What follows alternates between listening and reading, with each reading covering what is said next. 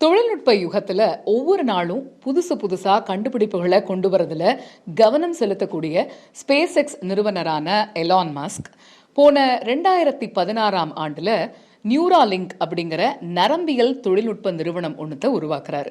அந்த நிறுவனத்துல மனித எண்ணங்களை செயல்களா மாத்தக்கூடிய, அதாவது பிரெயின் கம்ப்யூட்டர் இன்டர்ஃபேஸ், மனித மூளைக்கும் கணினிக்குமான ஒரு இடைமுகமா செயல்படக்கூடிய ஒரு மைக்ரோ சிப்பை உருவாக்கணும் அப்படின்னு முடிவு செஞ்சு அதுக்கான வேலையில இறங்குறாங்க.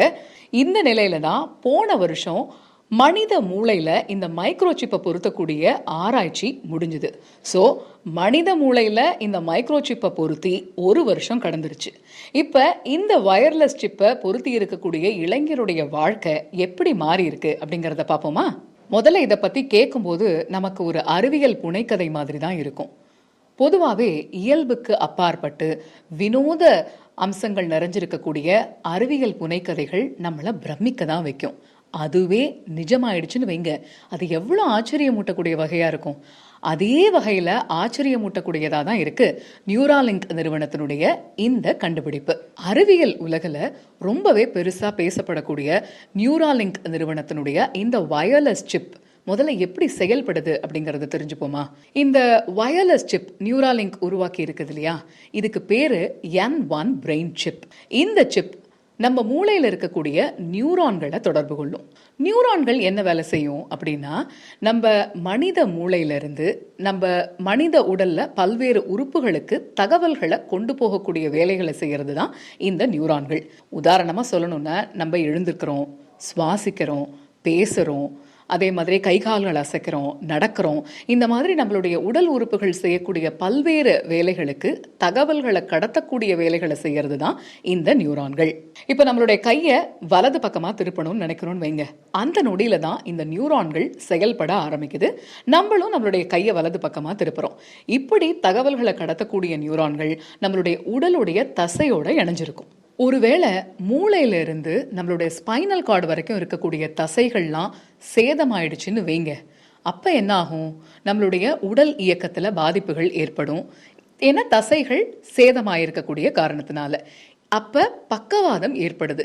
இப்படி பாதிக்கப்பட்டவங்களுக்காக தான் நியூராலிங்க் நிறுவனம் இந்த வயர்லெஸ் சிப் தொழில்நுட்பத்துக்கான ஆய்வை தீவிரம் படுத்துது. அந்த வகையில தான் நியூராலிங்க் நிறுவனம் உருவாக்கி இருக்கக்கூடிய இந்த N1 பிரெயின் சிப் மூளையில பொருத்தும் போது அது நியூரான்களோட தொடர்பு கொள்ளுது. அங்க அது செயல்படுறதுக்காக தனிப்பட்ட முறையில சிறப்பம்சம் இருக்கக்கூடிய சார்ஜ் சிஸ்டம் இருக்கு. அதே போல அந்த சிப்பிலேருந்து கம்ப்யூட்டருக்கு தகவல்களை கடத்துறதுக்கு தனிப்பட்ட முறையில த்ரெட்ஸ் அப்படின்னு சொல்லக்கூடிய அம்சங்களும் நிறைஞ்சிருக்கு. இப்ப பக்கவாதத்தால பாதிக்கப்பட்டு கை கால்கள் செயல்படாம இருக்கக்கூடிய ஒருத்தருடைய மூளையில அவர் என்ன நினைக்கிறாரோ அது செயல்முறையா மாத்த முடியும் அப்படின்னு சொல்லுது இந்த தொழில்நுட்பம். இப்ப அதுக்கு என்ன அவசியம் அப்படின்னு பார்த்தோம்னா, கம்ப்யூட்டரும் செல்போனும் ரொம்பவே அவசியம். இப்ப மூளையில அந்த சிப் பொருத்தி இருக்கிறார் இல்லையா, அவர் என்ன நினைக்கிறாரோ அது உடனடியா கம்ப்யூட்டர்ல டைப் ஆகும். நியூராலிங்க் நிறுவனம் தான் உருவாக்கிய இந்த N1 பிரெயின் சிப்பை முதல்ல பன்றி மற்றும் குரங்கு கிட்ட தான் பரிசோதிச்சுது. 2023 US food and drug administration, FDAன்னு சொல்றோம் இல்லையா, அந்த அமைப்புடைய அனுமதி கிடைச்சதுக்கு அப்புறம் தான் மனித மூளையில இந்த சிப்பை பொருத்துறதுக்கு ஆயத்தமானது நியூராலிங்க். 2024 ஜனவரி மாசம் நியூராலிங்க் நிறுவனம் தான் உருவாக்குன அந்த N1 பிரெயின் சிப்பை நோலன் ஆர்பர்க் அப்படிங்கிறவருக்கு பொருத்தி இருக்கு. இந்த நோலன் ஆர்பர்க் யாருன்னு பார்த்தோம்னா, அரிசோனா மாகாணத்தை சேர்ந்தவர். 2016ஆம் ஆண்டுல தன்னுடைய 22 வயசுல நீச்சல் குளத்துல ஏற்பட்ட ஒரு விபத்துல கழுத்துக்கு கீழ் இருக்கக்கூடிய பகுதிகள் மொத்தமா இவருக்கு செயல்படாம போயிருக்கு. அது முதல் இவருடைய அன்றாட வாழ்க்கையில வீல் சேர்லயே வாழ தொடங்கி இருக்கிறாரு. இந்த நிலையில தான் நியூராலிங்க் நிறுவனம் அவங்களுடைய வயர்லெஸ் சிப்பை மனித மூளையில பொருத்துறதுக்கு திட்டமிடுறாங்க அப்படிங்கறத கேள்விப்பட்டு தானாவே இந்த ஆராய்ச்சிக்கு முன் வந்திருக்கிறாரு நோலன். 2024 ஜனவரி மாசம் ஒரு ரோபோ மூலமா நோலன் ஆர்பர்குடைய மூளையில இந்த சிப்பானது பொருத்தப்பட்டிருக்கு. சோ அது முதல் அவருடைய உடல்நிலையும் தொடர்ந்து கண்காணிக்கப்பட்டு வந்திருக்கு. இந்த சிப் பொருத்தப்பட்டு ஒரு வருஷத்துக்கு மேல ஆகியிருக்கக்கூடிய நிலையில அது எப்படி தனக்கு செயல்படுது அப்படிங்கறத நோலன் ஆர்பர்க் பகிர்ந்திருக்காரு. உண்மைய சொல்லணும்னா தனக்கு இதுல பெரிய எதிர்பார்ப்பெல்லாம் கிடையாது.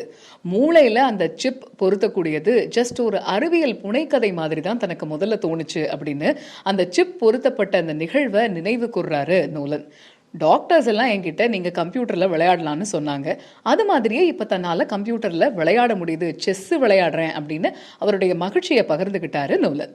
நோலன் ஆர்பர்கால தன்னுடைய கைகளை அசைக்க முடியாது. ஆனா செஸ் விளையாடும்போது தன்னுடைய மூளை எந்த காயை நகர்த்தணும்னு நினைக்குதோ கம்ப்யூட்டர் உடனடியா அந்த காயை நகர்த்துது அப்படின்னும், இதனால செஸ் விளையாட்டுல தன்னுடைய நண்பர்களை தோக்கடிக்க முடியுது அப்படின்னு சொல்றாரு நோலன். அது மட்டும் இல்லாம இந்த சிப் மட்டும் இல்லைன்னா இது நிச்சயமா சாத்தியப்பட்டிருக்காது அப்படின்னு சொல்றாரு. At the same time Nolan Arberg நினைக்கக்கூடிய எல்லா விஷயமுமே திரையில தெரியறதுனால அவருடைய பிரைவசி, தனி மனித சுதந்திரம் பாதிக்கப்படுது அப்படிங்கிற கூற்றுமே நிலவுது. அதே மாதிரி இந்த சிப்பை பொருத்தக்கூடிய அந்த அறுவை சிகிச்சைங்கிறது ரொம்பவே ஆபத்தானதுன்னு தெரிஞ்சிருந்தும் அதை செஞ்சுக்கிட்டதா சொல்லக்கூடிய நோலன், நல்லதோ கெட்டதோ இந்த ஆராய்ச்சிக்கு நிச்சயமா உதவுவேன் அப்படின்னு ரொம்பவே உறுதியா சொல்றாரு. அதாவது நியூராலிங்க் நிறுவனம் மேற்கொள்ளக்கூடிய இந்த பரிசோதனைக்கு ஒரு பார்ட்டிசிபெண்டா எப்பவுமே உதவுவேன் அப்படின்னு சொல்லக்கூடிய நோலன் ஆர்பர்க், இதுல ஏதாவது ஒரு விபரீதம் நடந்ததுன்னா அதுல இருந்து நிச்சயமா அவங்க பாடம் கத்துப்பாங்க அப்படின்னு சொல்றாங்க.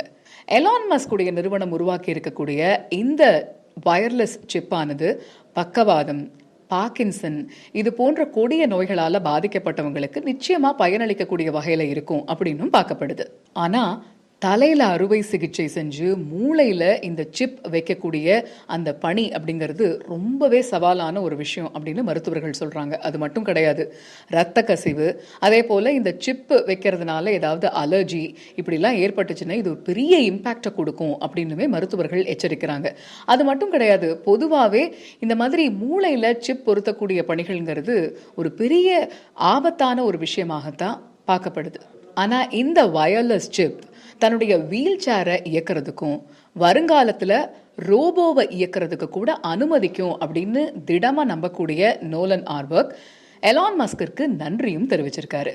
மறுபுறம் நோலன் ஆர்பர்க் விஷயத்துல கிடைச்சிருக்கக்கூடிய இந்த பாசிட்டிவ் ரிசல்ட் ஜஸ்ட் ஒரு ஸ்டெப் முன்னேற்றம் மட்டும்தான் அப்படின்னு சொல்லியிருக்கக்கூடிய ஆராய்ச்சியாளர்கள் இந்த விவகாரம் தொடர்பாக இன்னும் நிறைய ஆய்வுகள் தொடரணும் அப்படின்னும், பக்கவாதம் போன்ற கொடிய நோயால பாதிக்கப்பட்டவங்க மீண்டும் அவங்களுடைய பழைய வாழ்க்கைக்கு திரும்புறதுக்கு நிச்சயமா உதவணும் அப்படிங்கிறது தான் பிரதான நோக்கம்னு சொல்றாங்க.